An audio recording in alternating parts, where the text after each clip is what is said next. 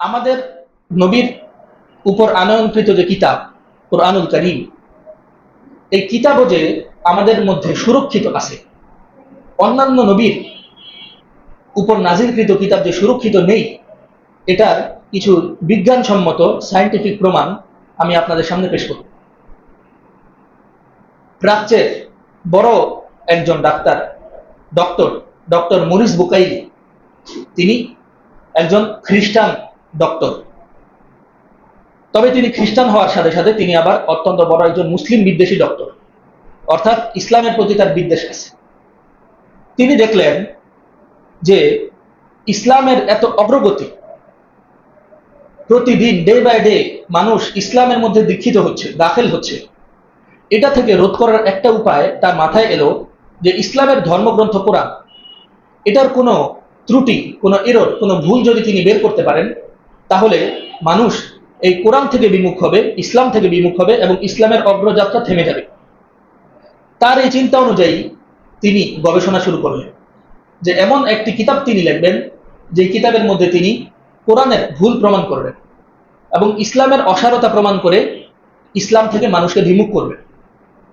যখন তিনি এই ইচ্ছা করলেন, তিনি দীর্ঘ স্টাডি করে বুঝতে পারলেন যে কোরআনের ভুল ধরার জন্য আগে কোরআনের চুলচেরা বিশ্লেষণ করা দরকার, আর কোরআন সম্পর্কে চুলচেরা বিশ্লেষণ আরবি ভাষা না জানা থাকলে সম্ভব না। তাই তিনি, যেহেতু অনেক বড় ডক্টর, ইন্টারন্যাশনালি রেকগনাইজড পরিচিতি আছে তার, এই জন্য তিনি তৎকালীন সৌদি সরকারের সাহায্য নিয়ে তিনি সৌদি সরকারের তত্ত্বাবধানে আরবি ভাষা আয়ত্ত করলেন, যেন তিনি কোরআনকে ভালোভাবে বুঝতে পারেন। তিনি আরবি একেবারে ভালোভাবে আয়ত্ত করার পর তিনি কোরআনের শুরু থেকে শেষ পর্যন্ত প্রত্যেকটা আয়াত নিয়ে চুলচেরা বিশ্লেষণ করা শুরু করলেন।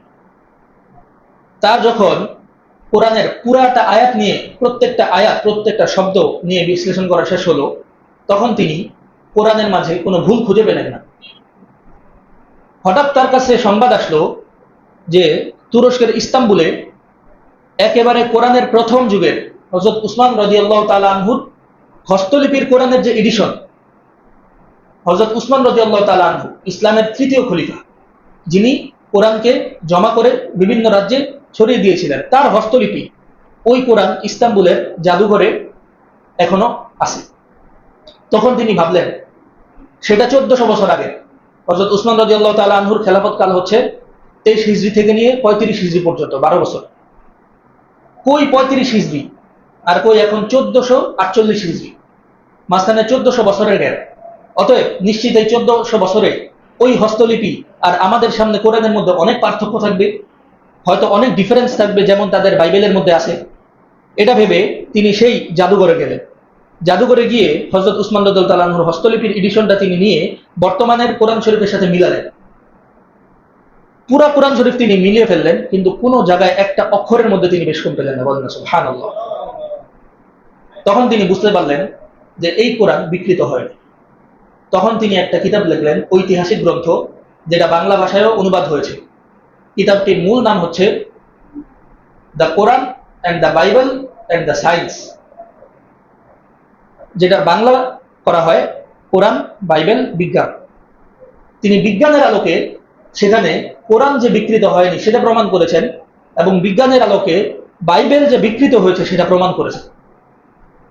এবং এটা প্রসিদ্ধ, শতসিদ্ধ যে যখন প্রথম প্রিন্টার আবিষ্কার হয়, ছাপাখানা প্রিন্টার আবিষ্কার হয়, এর আগ পর্যন্ত সবকিছু হাতে লেখা হতো।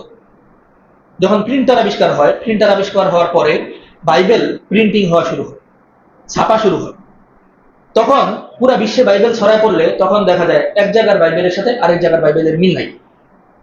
কারণ প্রত্যেক গির্জার মধ্যে যারা পাদ্রী থাকতো, তাদের কাছে যে বাইবেল থাকতো, যখন তাদের কাছে মানুষ বিভিন্ন হুকুম আহকাম জিজ্ঞেস করত, পাদ্রীরা নিজেদের বাইবেল থেকে একটু একটু কাটছাট করে নিজেদের কথা লাগিয়ে হুকুম বদলিয়ে দিত কিছু টাকার বিনিময়। এটা আল্লাহ তাআলা কোরআনে কারিমে উল্লেখ করেছেন যে তারা কিছু মূল্যের বিনিময়ে তাদের কিতাবকে বিকৃত করেছে। তো এভাবে করার কারণে এক গির্জার মধ্যে থাকা বাইবেল আরেক গির্জার বাইবেলের সাথে মিলে না, কারণ প্রত্যেক এলাকার পাদ্রীদের তো আরেকজনের সাথে কানেকশন নাই, নিজেদের মানুষের অনুযায়ী তারা একটু একটু করে পরিবর্তন করত। তো এই কারণে 1600 শতাব্দীর বাইবেলের সাথে 1700 শতাব্দীর বাইবেলের মিল নেই। 17 শতাব্দীর সাথে 18 শতাব্দীর মিল নেই। এভাবে করে বাইবেলের মধ্যে যে অনেক বিকৃতি সাধন হয়েছে এটা স্পষ্ট। কিন্তু কোরআনে কারিমের মধ্যে আল্লাহ তাআলার অসংখ্য মেহেরবানিতে শুরু থেকে নিয়ে শেষ পর্যন্ত এই পর্যন্ত 1400-1450 বছর পর্যন্ত কোনোই বিকৃত সাধন হয়। কিন্তু অনেকের প্রশ্ন আসতে পারে যে কোরআনে কারিমের মধ্যে বিকৃতি সাধন হলো না, এটা কেন? কিভাবে আমাদের মাঝে কোরআন এখনো অক্ষত আছে?